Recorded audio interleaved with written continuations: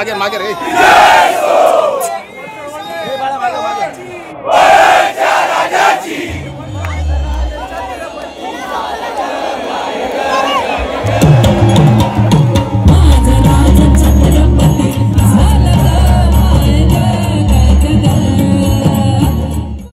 गणपती बाप्पा मोरया, मंगलमूर्ती मोरया.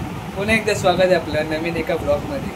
तर तुम्हाला टायटलमधून समजलं असेल की कोणता हा ब्लॉग आम्ही बनवत आहोत. तर मी चाललो आता परळचा राजा म्हणजे नरेपाकचा राजा किंवा भाई लोकांचा राजा असं ओळखला जाणारा गणपती त्याच्या पाद्यपूजनला. तर आता तुम्हाला पाद्यपूजन कसं तिकडे केलं जातं, कार्यक्रम केला जातं ते तुम्हाला आमच्या व्हिडिओमधून दाखवायला प्रयत्न करू. तुम्ही हा व्हिडिओ नक्की पूर्ण बघा. आवडत असेल तर नक्की लाईक करा, शेअर करा आणि कमेंट करा. गणपती बाप्पा मोरया. तर आता आपण करी रोडच्या कैवारी जवळ आलो. इकडे पण असं वाटतं पाठपूजन आहे.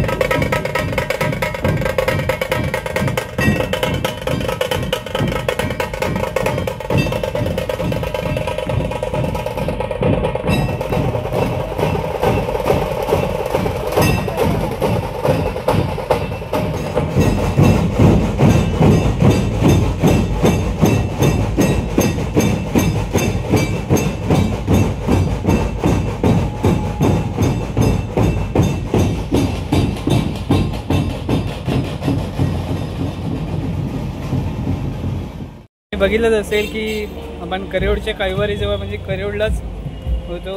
करियोडच्या कैवारीचं पण आज पाठपूजन आहे. सगळेच ठिकाणी आज पाठपूजन सोहळा किंवा आज कोल्हापूरचा राजा हा देखील याचं आगमन झालं आहे. आता आम्ही परळच्या राजाजवळ पोचतो आहे. तुम्हाला माहितीच असेल की परळ, लालबाग परळ म्हणजेच गणपतीची नगरी आहे.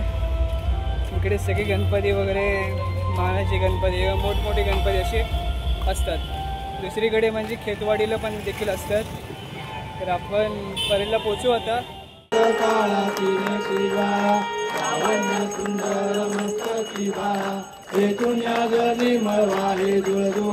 जय देव जय देव जय श्री शंकरा हो स्वामी. आगमनाला मस्त टी शर्ट घालून दणक्यात नाचणार ना, तूच आमची आन, तूच आमची शान. परळच्या राजाचा आम्हाला अभिमान. कधी येणार तो दिवस असा झालाय मला. यावर्षी 24 फुटाचा हार बनवायची इच्छा आहे आपल्या परळच्या राजासाठी. काय म्हणतोस, उद्यापासून तयारीला लागलं पाहिजे म्हणजे आगमना दिवशी घाई नको. यावर्षी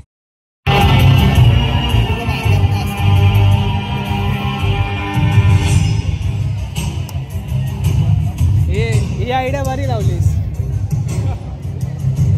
मी आधी लिस्ट टाकतो.